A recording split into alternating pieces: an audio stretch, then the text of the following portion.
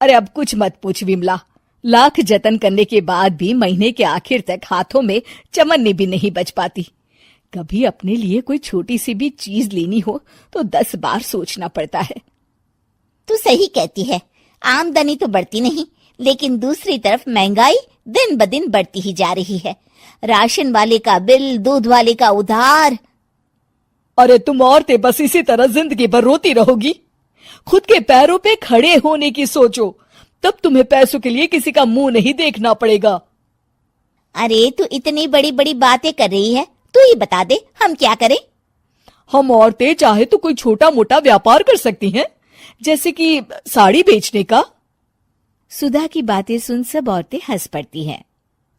ना भाई ना, मेरे पति को ये सब पसंद नहीं है, वो तो मुझे मार डालेंगे।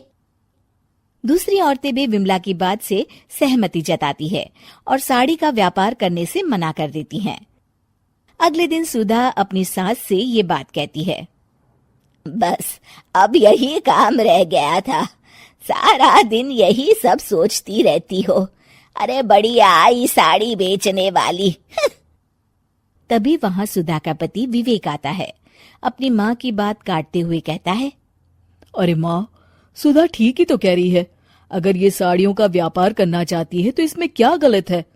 मुझे तो सुधा की बात पसंद आई। अरे मजाक है क्या व्यापार करना? अच्छे अच्छों की खटिया खड़ी हो जाती है। मैंने दुनिया देखी है। बेटा तुम लोग ज्यादा हवा में मत उड़ो, और फिर साड़ियाँ खरीदने के लिए पैसे कहाँ से लाएगा? तुम उसकी चिंता मत करो माँ, मैं देख लूंगा।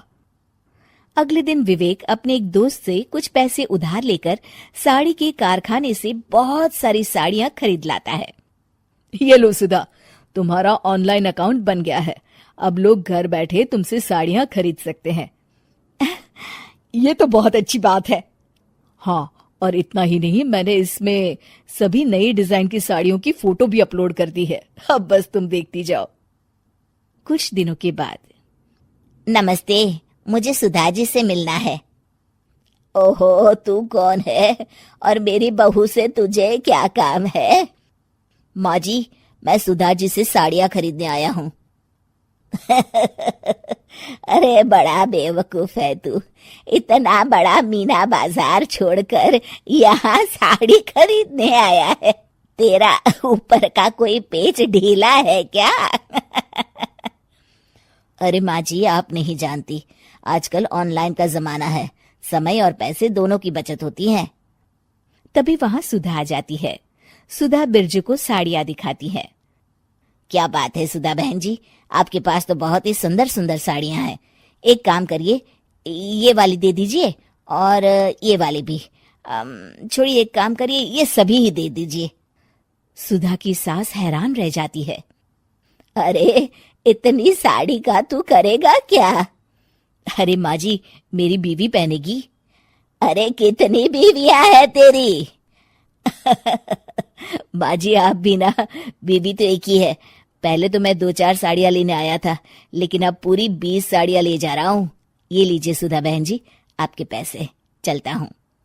धीरे धीरे सुधा के द्वारा घर में खोली गई छोटी सी दुकान चल पड़ती है और देखते ही देखते सुधा के घर ग्राहकों की लाइन लग जाती है। पैसों की आमदनी देख सुधा की सास की आंखें फटी की फटी रह जाती है।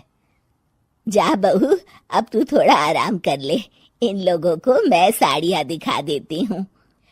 माँ जी आप? अरे हाँ हाँ, अब जा भी।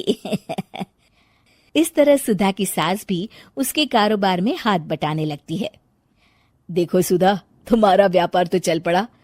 पिछले कुछ महीनों में इतनी कमाई हुई है कि तुम्हें यकीन नहीं होगा। सच? हाँ, और तुम्हें पता है माँ, दोस्त से लिया हुआ उधार भी चुकता करके अच्छे खासे पैसों की बचत भी हो गई है। सुधा की सास अपनी बहू और बेटी की कामयाबी पर बड़ा खुश होती है। बहू की तरक्की देख के मैं बहुत खुश हूँ बेटा। तूने साबित कर दिया कि अगर पति का सपोर्ट मिले तो पत्नी कुछ भी कर सकती है। जी माँ जी, आपने बिल्कुल सही कहा।